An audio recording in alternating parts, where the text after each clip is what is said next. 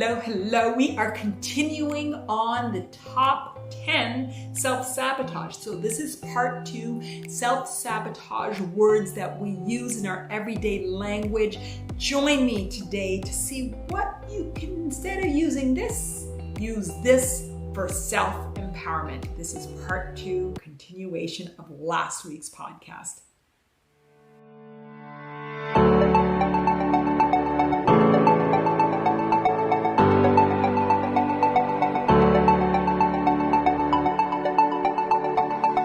Before we begin, I want to invite you. I have my new book, Transcending Anxiety from Fear to Freedom. If you want to see the first chapter for free, go to my website, www.mattain.me/begin now. Everything that we're talking about in today's podcast and all of the empowering mindset and the way that you can shift and understand the expressions of your 4 bodies, it's in my book. And you will find that it's a very empowering self-help guide to helping you understand the expressions of your 4 bodies and help you shift your fears to freedom. I've gotten some amazing feedback from early beta readers, and I'm excited to see how it helps you amplify the life that you're living. So let's start. The first word we're going to start with is forgiveness. Just finished a live on forgiveness. Forgiveness. And you're like, why? What's wrong with forgiveness? The undertone to forgiveness is that there's something wrong, something bad, something is broken. Somebody wronged you or you wronged somebody. Something is broken in the life journey and it's causing a lot of pain, suffering, resistance, anger, sadness. There's a resistance in your 4 bodies, and forgiveness is trying to overcome it so it betters you. But what if nothing was wrong? What if nothing is broken? What if it's just the expression of the life unfolding? It's just the human journey and there's nothing to forgive. There's just everything to love, to accept, to trust. So if the best that you can do is forgiveness, that's fantastic. But the better than the best, is finding a place of trust that everything that unfolds in your life, in your human journey, has a meaning. And when you can start to accept the meaning, that forgiveness becomes trust, and you're not holding on to resistance. You're allowing life to unfold. So that brings me to the next word, healing. Healing. It's a beautiful word. When we need to heal, it is beautiful. And if that's the best that you've got, just stick with it. But even better than healing is a sense of wholeness. The undertone of healing is there's something broken. There's something hurt that you need to go from hurt to better. But what if, again, like forgiveness, there is nothing wrong. It's the human journey. It's the unfolding. There's nothing to heal. I am whole. So it's a journey of wholeness, alignment, allowing, flowing. So if you can start to recognize how often you say the word healing, and inherent in that word is the brokenness, the broken of the human nature, and you recognize, well, nothing's broken. Let's get to wholeness. So if you're on a healing journey, beautiful, embrace it. But if you can recognize, I'm actually now at my wholeness, and recognize the inherent beautiful wholeness that I'm at, then start to become part of that wholeness journey. I hope you join me on this journey of wholeness. Okay, brings me to a big one, a really big one. The next few ones are going to be big ones, but I think we're ready for it. Trauma. Trauma. I know there's difficult things that happen in life, and I know a lot of them can leave or have left imprints on you and on your life journey. But when you call it trauma, the weight of that word is so heavy. And if you need to heal that trauma, and that's where you are, and it's the best that you are, that's fantastic. But you're here because you're looking for an empowering way to look at life, to shift your lens. So instead of trauma, how about recognizing, again, there's life experiences. That life is here. The external world teaches us to get into the inner world. The external world teaches us how to recognize our inherent beauty and strength and power. and that life's experiences, the unfolding experiences, are here to teach us. So instead of using the lens of trauma, let's just shift it to the lens of experience, unfolding, life. Let's see if shifting from that word empowers you. That leads me to my next word. It's a word that I really don't enjoy using, and I really invite you to reflect on whether it brings value. That's triggered. I hear that word often, triggered. First of all, trigger means gun, that somebody is pointing a gun or made you point your gun. It also makes you very reactionary, that somebody did something to you and you're reacting to it rather than acting and being empowered in life. Yes, I recognize sometimes there's a cause and effect and you feel that you're the effect of that cause. I recognize that life has a very strong expression of that. But don't you prefer to be the actor of your life rather than the reactor of your life? And if you're being triggered, then you're constantly the reactor of your life. So rather than triggered, how about looking at life curiously? Becoming aware of reactions that you might have, and then asking yourself, where did that come from? Your internal actions, beliefs that you have, and just really become curious to the expressions, to the interactions, and how that's teaching you to go inward. Next, victim. Again, we're on a theme, and I understand the reality of that we do feel disempowered and a victim to life and life's circumstances. But again, that makes us feel disempowered.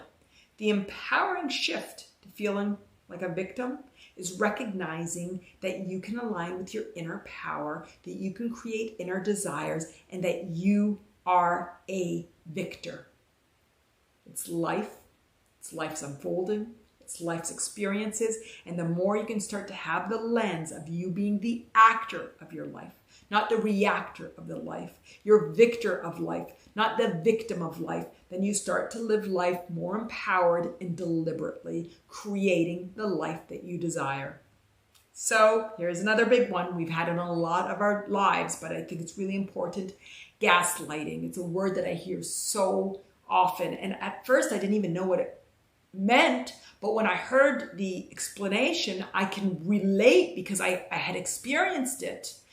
Gaslighting is essentially when somebody makes you doubt your reality, your emotions, your memory, your beliefs. You have doubt in all four. Somebody makes you. Again, that's being a victim. That's reacting somebody else. So do you prefer to be, there's the three pigs, one with the straw house, one with the wooden house, and one with the brick house. That straw house, that's when you blow, the wolf comes and blows your house. That's the gaslighter that makes you doubt your reality and doubt your belief. But do you want to have a brick house? And again, I don't want you to have a vision that you have the analogy of brick around your house, around your heart. But if you could recognize that if you're grounded in your truth and you're aligned with your inner power, somebody can't really make you doubt your truth, doubt your reality, doubt your knowledge, doubt your beliefs. It's because your house is made from straw that you have that self-doubt. So it's not the gaslighter, it's really your opportunity to align and ground with the truth and the beauty and the strength of who you are.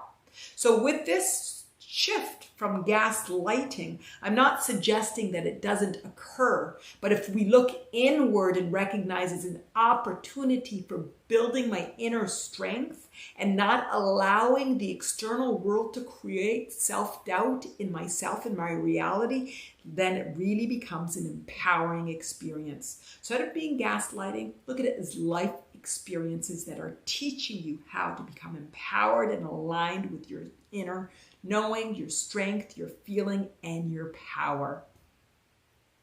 Now, another big one, generational trauma.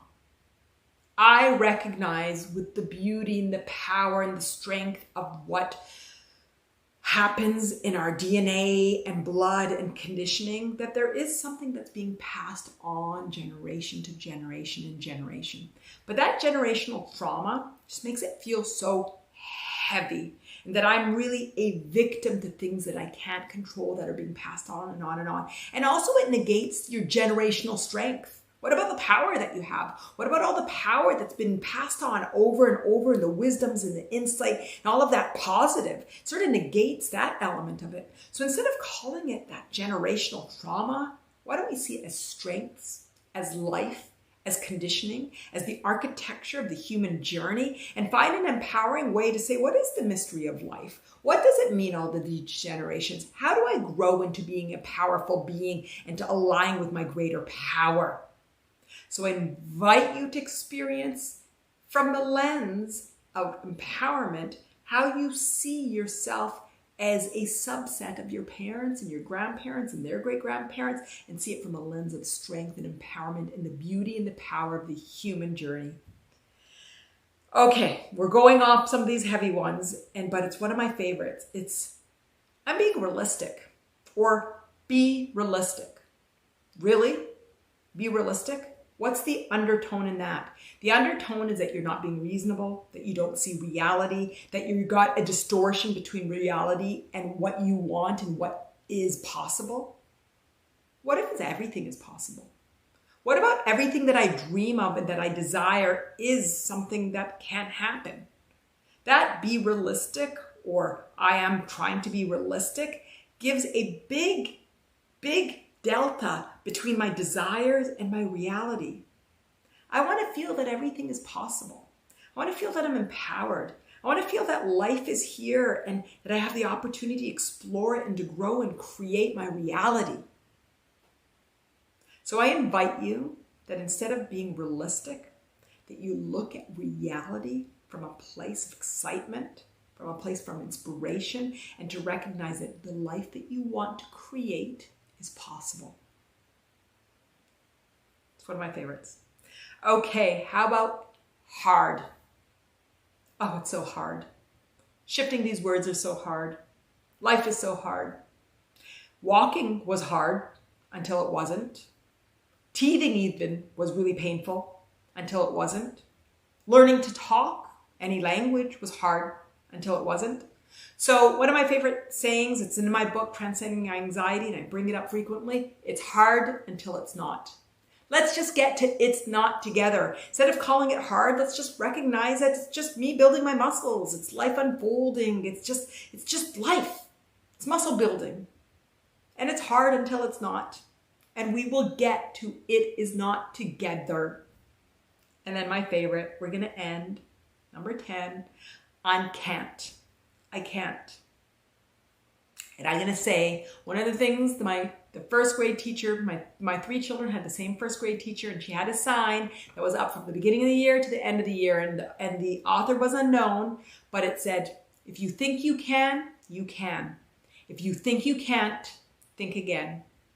And there we go into this infinite loop until you recognize you can. You can.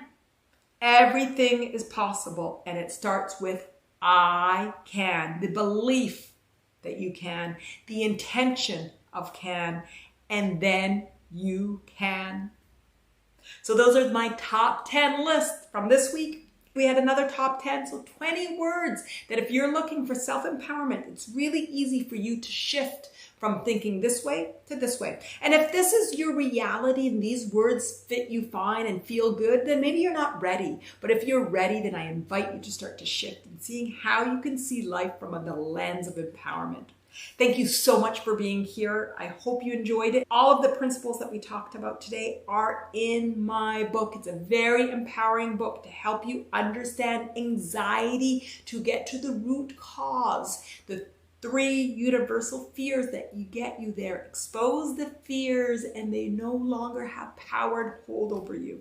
So excited to see you there. I hope that you gained some value from this. My love, always.